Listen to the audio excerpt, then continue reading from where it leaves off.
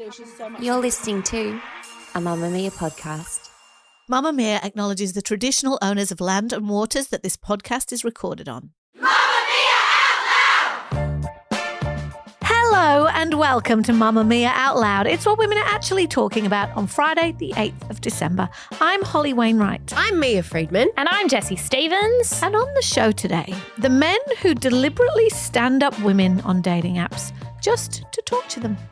Also, there's a new test to run past and present relationships through, and it involves an orange peel. And we wrap up our best and worst of the week, which include a global world premiere, a limping puppy, and a hormonal rollercoaster I really thought was all over. But first, we've gone full grandma core at this point.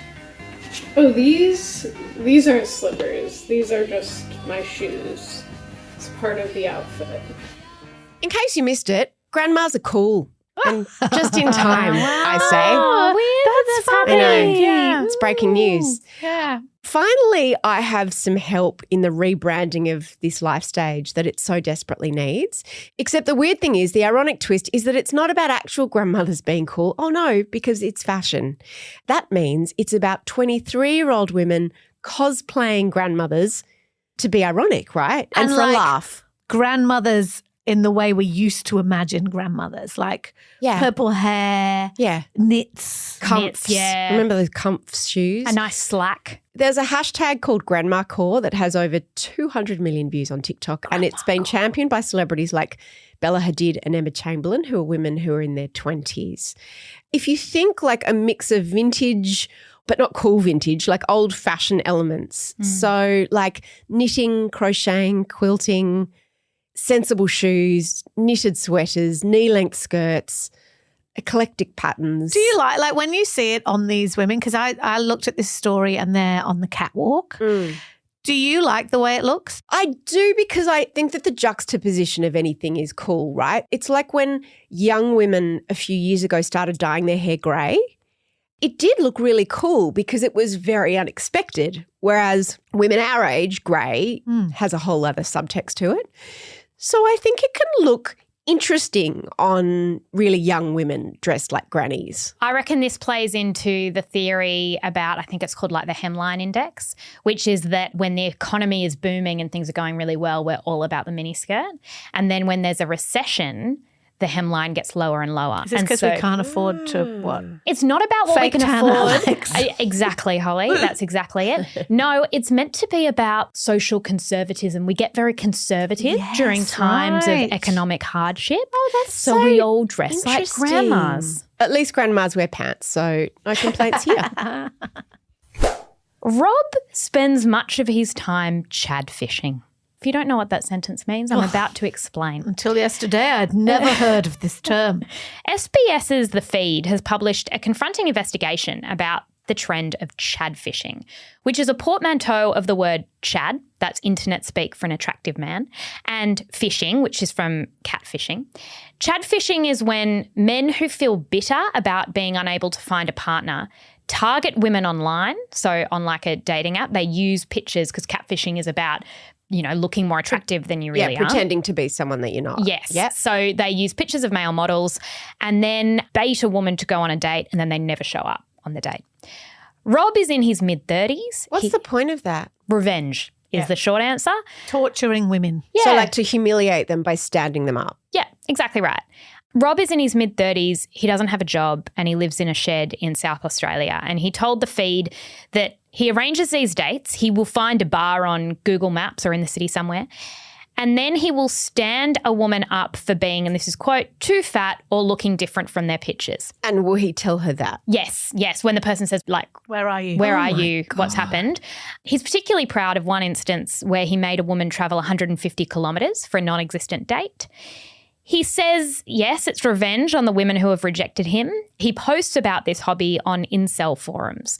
Now, incels, we've talked about them on the show before, are mostly young men who see themselves as involuntarily celibate. They're unable to establish a sexual or romantic relationship. Rob says he's targeted about 250 Australian women and about 100 overseas. Holly, I just read this and went, I can't imagine why Rob can't get a date. He is a catch. He's got a lot going for him. He seems so empathetic, seems fun. What do you think is contributing to this subculture of incels? I found this so disturbing because this is a really interesting report by The Feed, and I watched the first part of their video piece on it. We'll put the link in the show notes. In that, they spoke to quite a few young incels, and what became really clear is that these men or boys were getting a real sense of belonging from this community and belonging that they clearly felt they weren't finding anywhere else. When they were being asked, why are you an incel, basically what they were being asked, they were saying women would never look at them. One of them was saying, I'm autistic. A lot of them were identifying as neurodiverse, and they were identifying as ugly, and they were identifying as losers. I said I haven't spoken to an IRL void in 3 years. And that's partially because I do a STEM degree. Like, I've never been paired with a female. Thank f***. If I did, I'd probably just walk out. It was extraordinary, and it made me feel really worried because this guy who's torturing the women by making them drive to cities and sit in bars, like, that is so abjectly cruel. There is no question. And the common denominator of all these interviews is none of them see women as people. They don't see them as humans with feelings and concerns at all. They're just objects and figures of rejection. They only see women in relation to whether or not those women would sleep with them or not, and they assume that no women would. But then they've like banded together, and it's obviously giving them something, right? So being part of this community is giving them something they feel like they're not getting anywhere else. And the thing that made me really worried about it, I'm going to say as a mother of a son who sees himself as quite different and who does refer to himself often as like, I'm a bit weird, not everybody likes me. I can kind of see the train. You know what I mean? I can see how this happens. And I talk all the time about how I think the world needs to be more co-ed and we all need to realize that we're each other are humans and not see each other as so separate. And this seems to me like an absolute extension of that, like the end point of that, where these young men don't even see women as real people. But then on the other hand, who would usher any woman towards any of these men to try and prove to them that maybe they're wrong about their worldview? What do you make of it, Mia? Oh, it's so unbelievably bleak, isn't it? Just when you think there aren't enough ways to abuse women, these men have found new ones. It's interesting, the idea of entitlement that incels have, the idea that they should be entitled to a partner, a romantic partner, they should be entitled to sex, they should be entitled to the attention of women. And instead of working out how to get that, it becomes twisted into this desire for revenge. Like in a base level, it's like saying throwing your bat and ball and leaving the field, except it's worse than that because you're not leaving the field. You're insisting on staying on the field but ruining the game for innocent other players in it. It's funny because there were parts of this I was reading. You know, these men are, they say they're united in the core belief that women favour dominant, physically attractive men and that a small percentage of men get all the women. And I read that and I went, I remember being in my early 20s and being rejected and feeling that way about men. 100%. Feeling like of course. men, you know, there was a subset of women that were incredibly attractive and hyper feminine, and I didn't consider myself that, and I was missing out. And I remember being aware of that. But it's interesting where my anger, my resentment and my pain was oriented because I hated myself. Yeah. I didn't That's hate. so interesting. It wasn't projected. I think a lot of women have this where then they go, why aren't I more? Why aren't I enough? But it's interesting that— Because we never see it through the lens of we are entitled to the attention of a man. No, But also, I Or never the love felt, of a man. Never felt entitled. I think these young men do hate themselves. Like listening to the language they were using about themselves in the interview I watched, they said, I'm repulsive, you know, I'm ugly, I am revolting to the opposite sex. Now, because they've used it as now a badge of identity, they were saying it almost with a little bit of pride, but I'm sure that's not what they actually feel. The thing that's so interesting about this idea, exactly as you're saying, Jessie, that there's a small group of men who do very well on dating apps, which is 100% true. They say that, dating apps obviously favour men who are physically attractive, who are financially independent, who are all of those things. And those men frequently, as we've discussed many times on this show, kind of mistreat women in a different way on dating apps and frequently ghost them also. They are not considering what you're talking about, which is there is an ocean of women out there who feel the way that they do. In incel world, the men who are the alphas, the desirable alphas, are chads, and the women who are seen as like the sort of classic cheerleader, the girl in class you wanted to date you as a Stacey. And they've divided the world into those two camps. There's a whole lot of other people in the world. Their worldview is fundamentally wrong. Like I look at it and I go, oh, you're not right. You're not right that you're completely, I mean, you are undateable because you're a vile person. And because, because you're abusing women. It's not because of how you look. The other part of this story that I noticed was the description of Rob as jobless. And I actually think that was a really important one because these men are being radicalized by the internet and by too much free time. And they live on Reddit forums. And that is a dangerous space for an unemployed person who has endless time on their hands. That's where you start, especially young men. That's when violence and misogyny seems to really flourish. And also that they're not having any real world experiences with women of any kind, never mind dating and sex, which is interesting because if you go to a boys' school and then you end up in a male, inverted commas, field and you're studying a subject at uni that very few women, and you don't have females in your social circle at all, is this like part of that end result? Like you can't see them as people? Yeah, exactly. You don't see them as complicated, fully formed human beings. You see them as this sort of stencil. And also a monolith. Like it's a very flattening idea because even they can distinguish between themselves, who they describe as repulsive, and chads, who they say are the ones that women want and who are really good looking and alpha. They don't even distinguish that the same distinctions might apply among women. Women are just all the same, who want the same thing. Yeah, who all want the same thing. And it's also just not true. It's also just not true. It's not true. There is an undercurrent and every woman could say the same thing Of in course reverse. they could. There is an undercurrent, though, that is this sort of vibe that feminism and female success has made women too picky. That's kind of a thrum here. And there are academics who are studying this and people who write books about this and the crisis of masculinity who say that, in a lot of countries like ours and like America, women are outperforming men at lots of areas in life, education, university, early years in career. Women are surging. So there is an element of truth here to the fact that they might be like, well, I don't want to date Rob and I don't have to date Rob, right? Yeah. And I'm like, you go. You do not have to date Rob or a Rob in any sense, But the answer to that going into anger and violence and repulsive hatred just seems so abhorrent. But what's at the heart of the incel movement and at these men's philosophy is fury that women get to choose. That women have any agency because, as you say, Hol, it was it's only in recent history that women have not been sold into marriage or married off by their fathers. The element of choice in terms of who we have sex with and who we partner with and even who we date, that's pretty new, the fact that women have a choice. What's so scary about this is that you just assume that these kind of ideas died off generations and generations ago, but somehow they've been reborn by this generation who is indignant, so indignant at their own rejection. And it makes me think about what a woman fears most is being killed by a man. What a man fears most is being laughed at by a woman. And that seems to be really encapsulated in this whole idea of Chadfishing. And this guy, Rob, like later in the article, it talks about how he's been on bail, he's been convicted of stalking and violent offences. And one of the reasons that the judge was said to be concerned and the journalist saw these court documents was that he had no social ties. He lived in a shed. He was unemployed. He's not connected. And I don't know what we do with these guys. I heard a great line on a show I'm watching recently that said women most fear that deep down they might be crazy and men most fear that deep down they might be losers.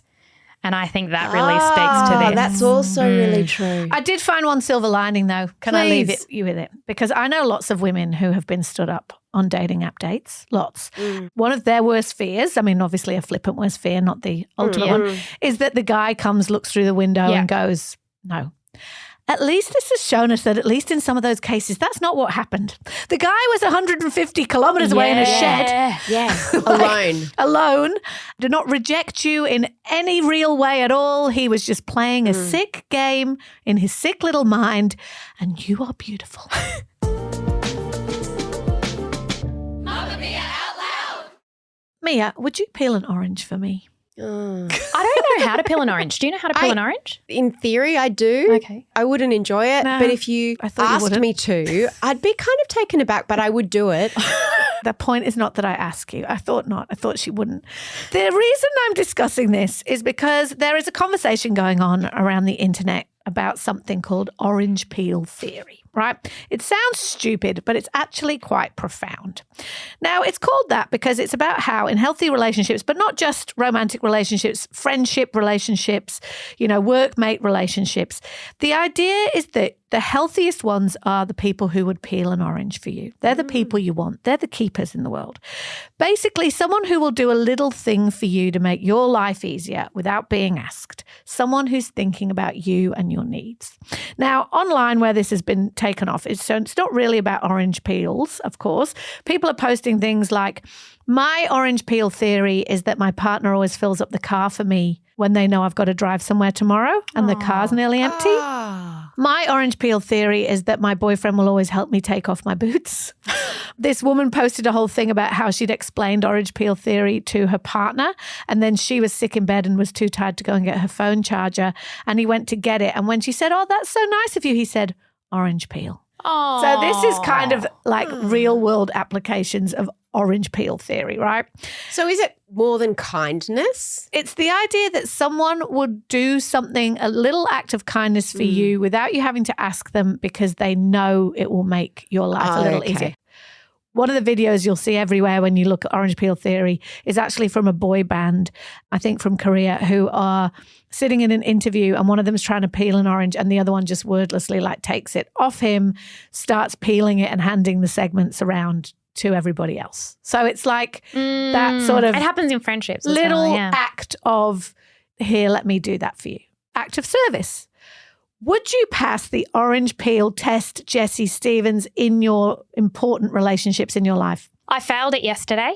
We came in the car together to work and then I jumped out because I needed to be in a meeting, but not so urgently that I didn't stop to get myself a coffee. And so I ordered my coffee. He met me at the lights and he said, I have never bought a coffee for myself without asking if you want one. And I went, it didn't even cross my mind. But then I thought about it.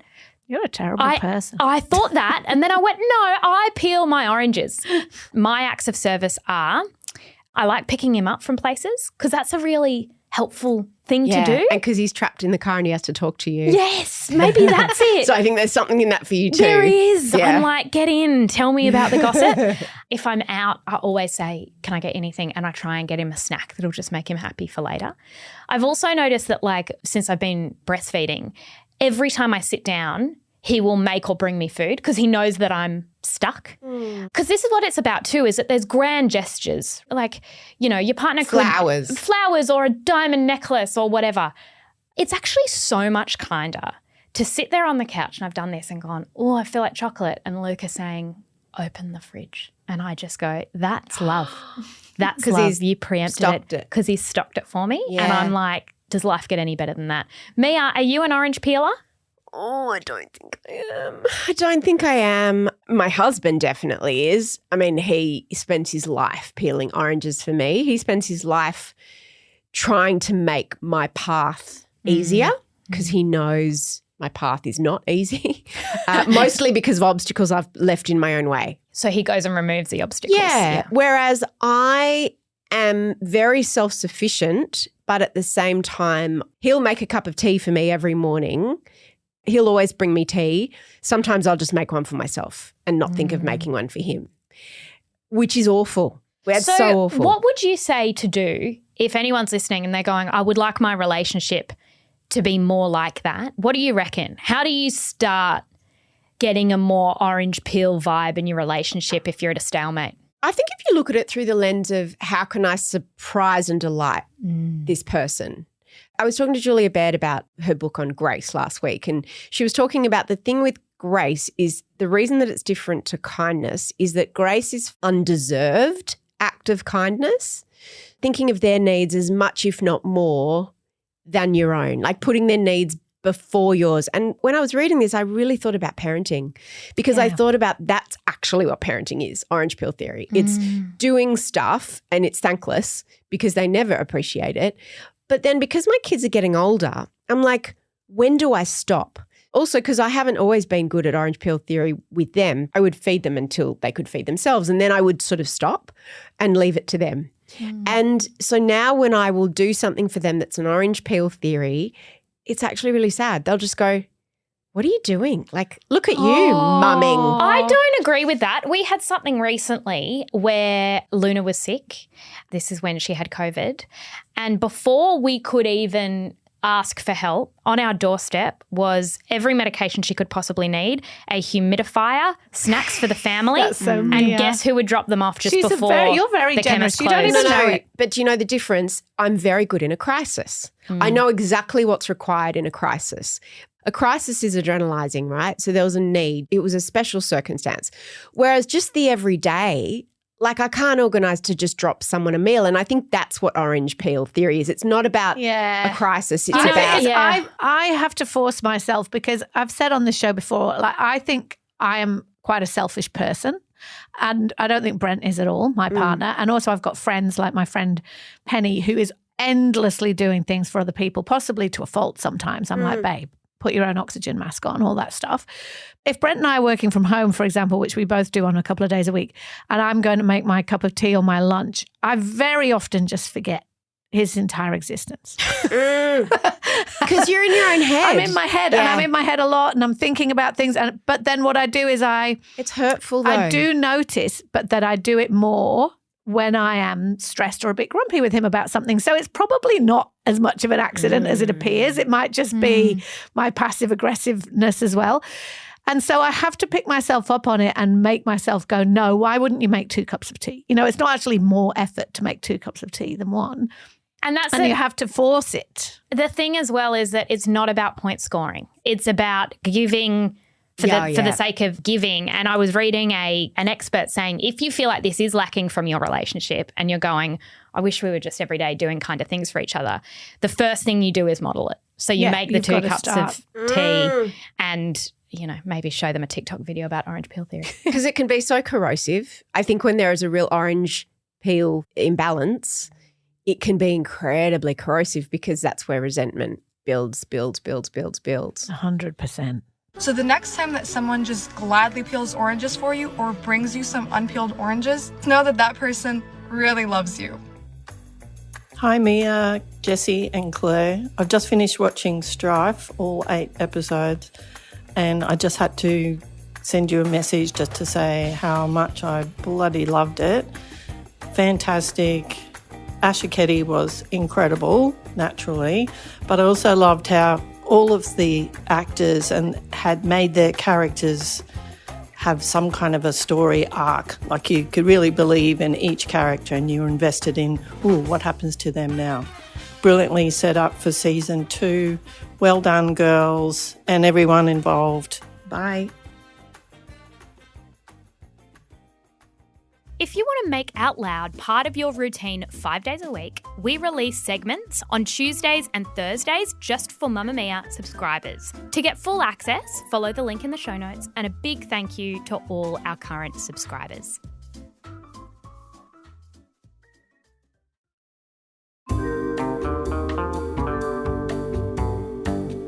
It's Friday, which means it's time to recap our best and worst moments of the week. This week has been one of the biggest weeks I've had. Had a lot of big weeks this year. We all have. We've had weddings, we've had babies. This year we had a TV show that Jessie and I have worked on that Out Loud is, you're no doubt sick of hearing us talk about. But it actually happened this week. After a lot of years, it premiered and we went to the premiere and it was very intense. So my best and worst is the two things. Like the best is that something that I've been working on and felt passionately about for so many years is out in the world. And not just the years we've been working on the TV show, but because it was inspired by my book, which I worked on for years before that. This is 15 years in the making almost. But the worst has just been how utterly overwhelmed I feel, like just to the point of not coping at all, like feeling it's too much. It's too much. Is the attention too much? It's the intention. It's people saying nice things, which sounds weird because at the time of recording this, who knows how it'll go. But it's feeling exposed. It's feeling vulnerable. It's feeling I like the making. I don't like the attention that comes after the making and when you put it out into the world. I don't think you actually like being at the center of attention, I hate like it. when big things happen. No, I hate it. I hate it. Can I ask, is there anything you can do or that works for you, like in advance of knowing? So, you know, you're like, I know next week's going to be a lot. Like everyone around you is like, Mia's going to have a big week next week. It's going to be a lot. And I kept saying, I'll be fine. I can do that. It'll be fine. Is there anything that helps? Every time I'm a goldfish, nothing helps except removing myself from the reaction to something that I've made. And I think that this has been just so overwhelming on every level. I can't compare it to anything. It's just, I've never felt like, I feel like I've just all my skin's been Well, it's like a lot of people, a lot of creatives say they put a movie out or a book out or a play. They never read a review. They don't follow the social media mentions. They don't do any of that because they're like, once I've done it, it's not my business anymore. Yeah. Like, do you feel like that, or is it the anxiety of what might All come of with it? Yeah. It's so all of it. can you like go, I'm not going to read it? Yes, and that's what I had to decide to do, to just, not because, I'm so thin-skinned, I can't handle if people don't like it. Not at all. That's not you at all. But firstly, I also find it, this sounds so ridiculous. I find praise really boring. I know you do. To me. Like it's not interesting to me at all. Really does. Like I'm not being like false modesty or fishing for, I just like it. It's just not interesting. It's lovely She's so for weird. people to be nice. I like praise. You do like praise. Yeah, I just find it. I don't like it. I only like it when it's real. There's nothing worse than like patronising fake praise. I just want to make something else. Yes. Like I'm much more interested in making something else now. I mean, it's been difficult enough to work on something for all these years, but now I want to do something else and I want everyone to really enjoy it and love it. And I'm so happy for everybody that was involved, but I just want to go and hide under a bed. That's what I wish for you this weekend. I wish for you to be able to hide under a bed. I think I will. None of us will tell you how good the show is, even though it's really good. I'll tell Jessie how good the show is and Bruna and the other people involved. I'm going to go next. My worst is, talking about boring, my worst is that my fucking menopause seems to have come back. I thought it had gone. Like, what's supposed to happen here? Talk to me about what symptoms have reemerged. So we have talked on this show about perimenopause. We even did a summit about it the year before last on Mamamia. And there are many listeners to Out Loud who would know whether it's your phase of life or your mum's phase of life or whatever. You know, there's a period of time where you might get symptoms like hot flushes, insomnia, like millions of things, itchy skin, loss of libido, brain fog. Flashes. It's a real fun list. It's real fun. For the last few years, I've had some of those symptoms popping up and down, but I thought over the past 6 months that I'd really kind of passed it. Even my insomnia had calmed down, and that was one of the worst things. And then just in these last few weeks, 4 weeks, I am getting migraines. I've never had migraines before in my life. Anxiety spikes, like weird aches and pains. Obviously, Out Louders don't at me. I am going to the doctor to check it's not anything, but like it's most likely to be hormonally related. And the doctors will tell you, just as we all know, this stuff can go on for years And it's not die linear. down and come up back again. And I'm just like, so I've been struggling to be chipper these past few weeks, but hopefully it'll go away. It's really debilitating. Blood tests don't work for menopause or identifying where you are. I mean, it can work to see if you're over the other side of it, but because peri can go for 10 years, it's like your estrogen sputters Up over and that down. time. Exactly. Yeah. And the thing is, and we've talked about this on the show before too, I hate to whinge about this kind of stuff because one of the things that you are most fearful of as you get older is that people will think that your energy is less, that you're less sharp, that you are not as good at your job, or, you know, You're incapable I or am something. obsessed with, like, I've got bags of energy, I can do whatever, da, da, da, da. And so you hate when things get in the way of that. But sometimes you just hit walls and you're like, My best is a festive related best. I am an absolute stickler in my house for Christmas isn't allowed to start very early. So this weekend. Because you're scarred from all those Elf on the Shelf years. Oh, mate, they're still with us. Are you serious? My daughter is nearly 14. Oh, I love it. And they both specifically requested the return of the elf.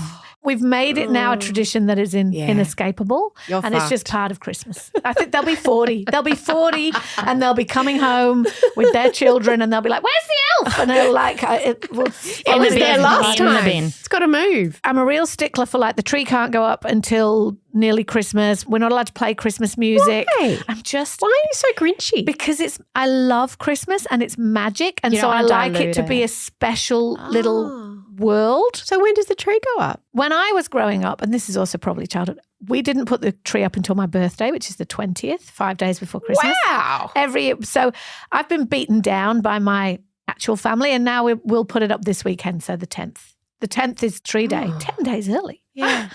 And I love Christmas, but I'm that person who I like to keep it special. If the tree was up for 3 months, there's nothing special about that. You've got to. Yeah. Anyway, what I do on December the 1st, and this is a cross between a best and a recommendation, is over the last few years, all the Christmas movies I've watched with the family, we write them on a bit of paper, we put them in a jar.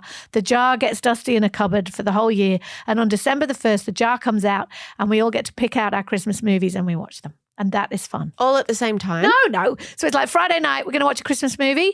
Which one are we going to watch? It's a Lucky Dip. Oh, That's fun. That's so lovely. It's You've got some great traditions. It's a Christmas movie Lucky Dip jar. I recommend it. You can, just like the Hunger Games, if you want to like sway the vote, you can write elf 25 times and put it in the jar. 20. Yeah. That's fine. That's permissible.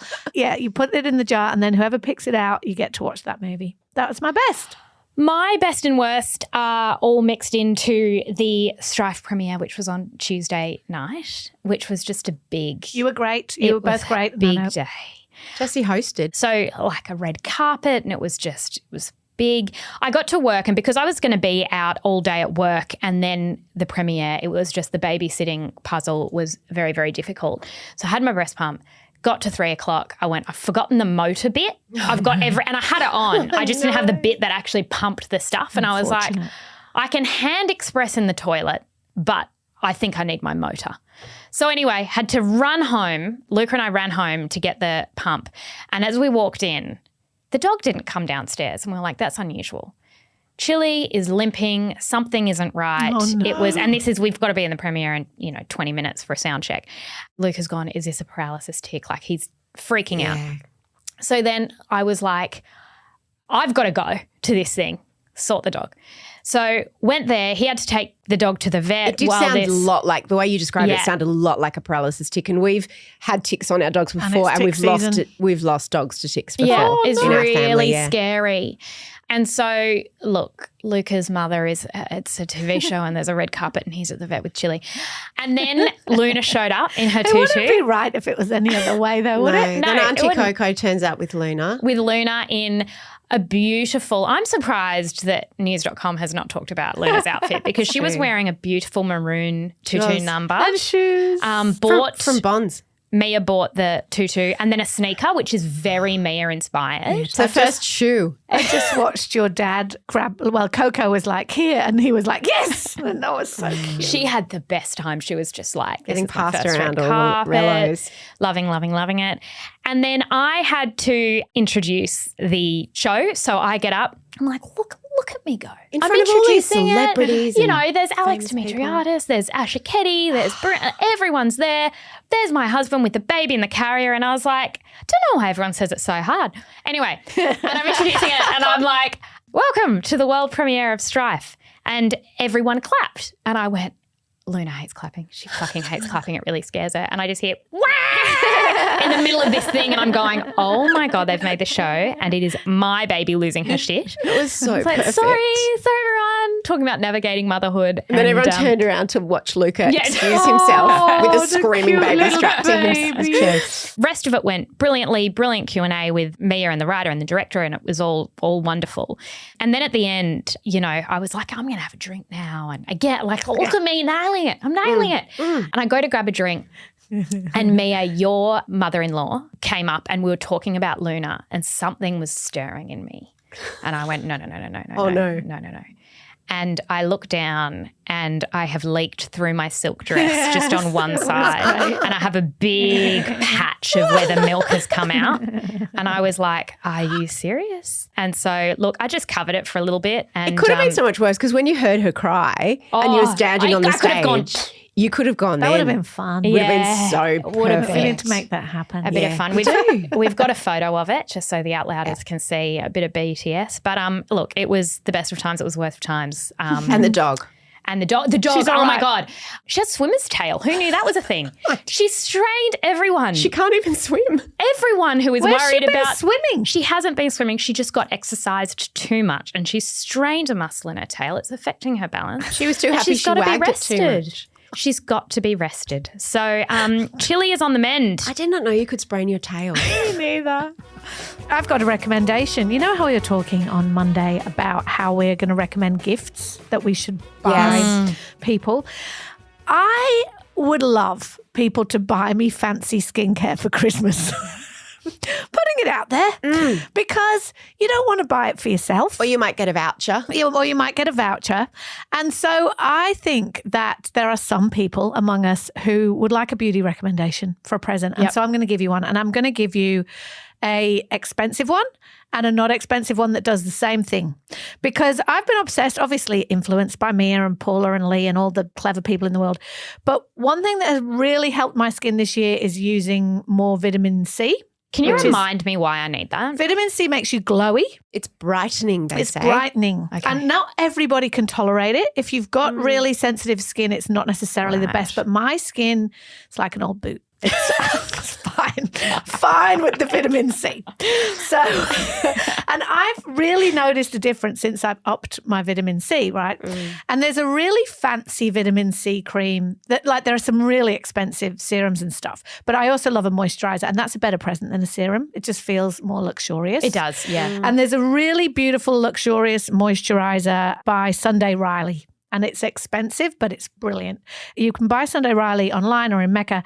It's called the CEO, which I like because it makes me feel important. Vitamin C rich hydration cream.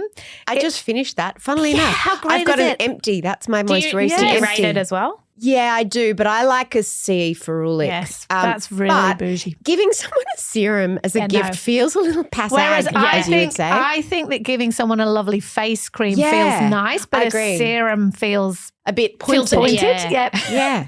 And the thing that's lovely about this stuff is it's got a beautiful shiny texture. So it feels really special when you put it on, and the glow is Does feel real. luxe. But it is $110. So it is not for the faint-hearted. Great if you've got a Mecca voucher. Great if you've got a Mecca voucher or if you're feeling like your best friend needs a treat. But the thing is because I've been trying lots of vitamin C moisturizers this year, there is a cheaper one that is, I mean, who knows? You know, when you say as good, I don't know if it's as good, but I like it. And it's number 7. And number 7 is a range that is from Boots in the UK that now is in Priceline.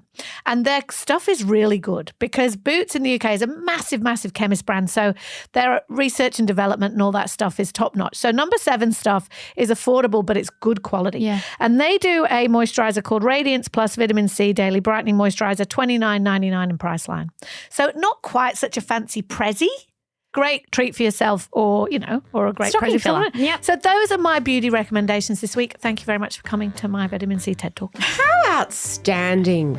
Have you had enough of us or do you want to hear more? Because if you do, we really had a great conversation this week on a subs episode about marriage and feminism. It was a good one, wasn't Yeah, it? it was. Particularly Holly had some very strong thoughts. We'll put a link to the episode in the show notes. Thank you, Outlouders, for being with us through a very busy week, as always. And thank you for listening to Australia's #1 news and pop culture show. Our wonderful credit must go to our producer, Emeline Gazilas, the assistant producer, Tahli Blackman, and there has been audio production from Leah Porges. Have a lovely weekend. Bye. Bye. Shout out to any Mamamia subscribers listening. If you love the show and you want to support us, subscribing to Mamamia is the very best way to do so. There's a link in the episode description.